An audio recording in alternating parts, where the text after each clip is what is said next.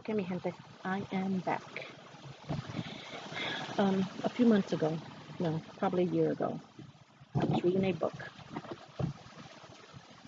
You might be a little too busy if, and it shows you all of these things. This book, it's basically a spiritual practice for those people who are always in a rush. And I find myself to be in a rush all the time. A rush to get to work, to come home from work, to cook, um, with the dog. I'd rush for stuff it didn't matter if I was rushing for it. So the reason why I mentioned this book is because I I'm so like addicted to highlighting stuff and stuff that I'm gonna use later and stuff like that. So I wanted to share something with you, and hopefully you can hear me right now. The leaves are going crazy up here, but it talks about gratitude and joy. And since today's topic is gonna be about Thanksgiving, I would like to share it with you. So just bear with me. I don't like reading out loud, but I will try. Okay, and it goes. We cannot change the world. We can't even change one person. Isn't that the truth? No matter how much we love him or her. If we try, we will only get frustrated. But God is changing the world. He can change the toughest heart. The amazing thing is that he invites us to work with him. That truly is amazing, isn't it? But we don't really think about that. Or better, to let him work in us. We work with him in focused and restful service. And that's one of the things I want to really touch in this video.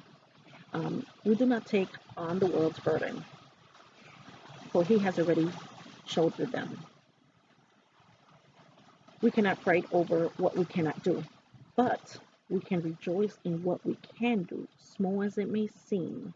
We trust our little lives to God.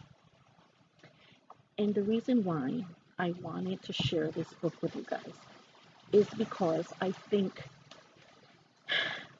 that because we want to do so much, sometimes we get overwhelmed.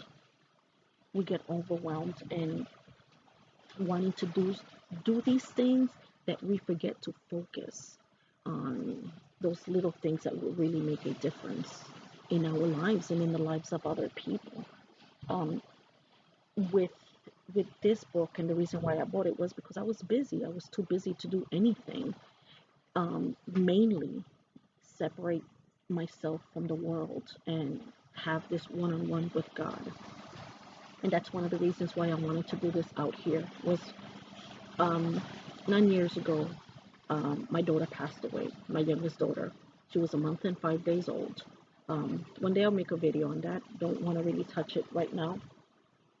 But this became a serene place. This came to place where when I wanted to pray, when I wanted to think about her with no distraction, when I wanted to speak to her, I sat out here.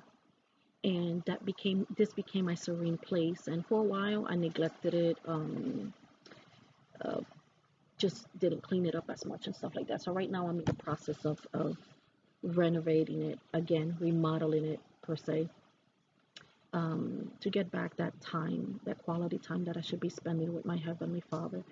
And this is the reason why I wanted to talk to you guys, because during this time of Thanksgiving, this should be a time where we should be able to sit down and reflect on all of those things that we're grateful for. Because guess what? Since it's Thanksgiving, we could publicly, with no judgment whatsoever, give thanks to God for those things, for our home, for our job, for our girlfriend, boyfriend, husbands, wives, for our children, for our health. Um, all of those things we want to be grateful for.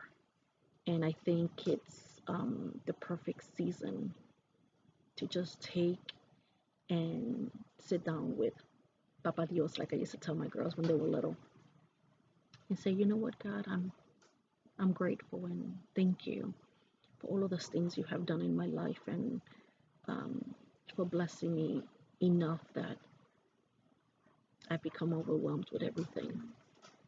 And sometimes being overwhelmed with stuff is not necessarily a bad thing, but when it takes your focus off of God, it does.